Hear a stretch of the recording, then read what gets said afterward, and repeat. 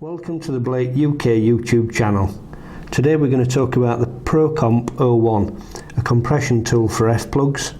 Very simple to use but very effective way of putting F-plugs on. One of the benefits of the compression plug is that they are waterproof. It's a very watertight finish to them and very easy to use. So prepare your cable in the normal way. Get the plug and simply push over like so.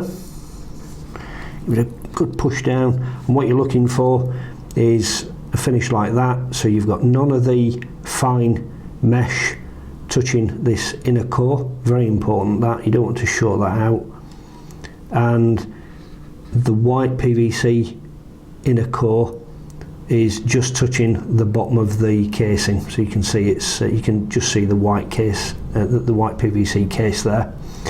So once you've done that and it's on nice and tight already, but get your tool and you lay the plug into the tool like so. So the actual copper piece that's sticking out goes into the base like that. You lay your cable across like that and your plug's nice and flush, and then simply bring this handle down, give it a good tight squeeze,